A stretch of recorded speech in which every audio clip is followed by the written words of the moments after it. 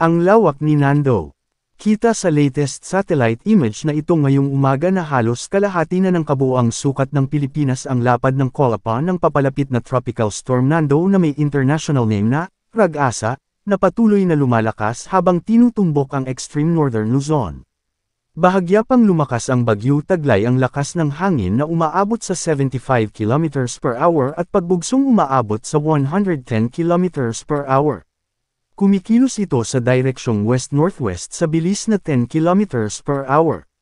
Inaasahang mabilis itong lalakas bilang typhoon category at posibleng maging isang super typhoon category bago dumaan o tumama sa extreme northern Luzon sa Lunes hanggang Martes. Inaasahang magpapalakas din ito ng habagat na magdadala ng malalakas na pag-ulan partikular sa kanlurang bahagi ng Luzon sa susunod na linggo.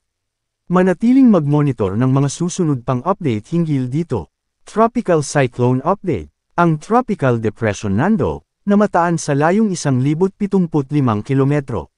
Silangan ng Central Luzon, ay lumakas ng kaunti habang gumagalaw sa Philippine Sea. Bagyong Nando, bilang Tropical Depression Nando. Pag-asa Tropical Cyclone Bulletin. Lokasyon 1,075 kilometro. Silangan ng Central Luzon. Coordinates, 16.1 degrees north, 132.2 degrees east. Pinakamalakas na lakas ng hangin, 75 km per hour. Pagbagso, 90 km per hour. Galaw, kanlurang hilagang kanluran, west-northwest, WNW, sa bilis na 15 km per hour. Presyon sa sentro, 998 hectopascals o mabar, hectopascals o millibars.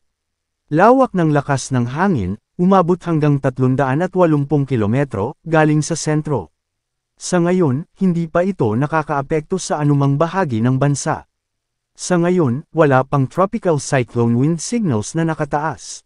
Posibleng maglandfall sa northern Luzon o extreme northern Luzon sa susunod na 4 na araw, ngunit wala pang katiyakan sa ngayon dahil sa pabago-bago ang forecast.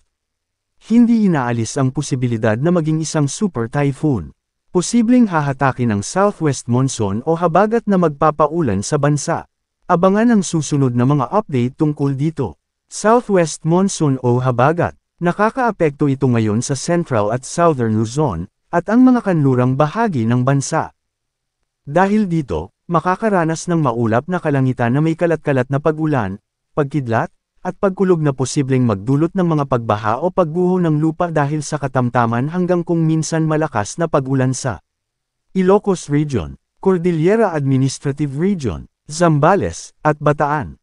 Dahil dito, makakaranas ng bahagyang maulap hanggang maulap na kalangitan na may pulu-pulong pag-ulan o pagkidlat at pagkulog na posibleng magdulot ng mga pagbaha o pagguho ng lupa dahil sa severe thunderstorms sa Bicol Region, Metro Manila, Calabarzon, Mimaropa, Western Visayas, Negros Island Region, Zamboanga Peninsula, at ang nalalabing bahagi ng Central Luzon.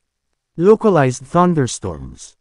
Makakaranas ng bahagyang maulap hanggang maulap na kalangitan na may pulu-pulong pag-ulan o pagkidlat at pagkulog na posibleng magdulot ng mga pagbaha o pagguho ng lupa dahil sa severe thunderstorms sa nalalabing bahagi ng bansa. Paalala, posibleng magbago pa ang forecast. Pinapaalalahanan ang lahat na manatiling updated sa lagay ng panahon at sa posibleng tatahakin at magiging lakas ng sama ng panahon sa susunod na mga araw. Manatiling nakatutok sa Weather Balita para sa bago pang updates, don't forget to subscribe.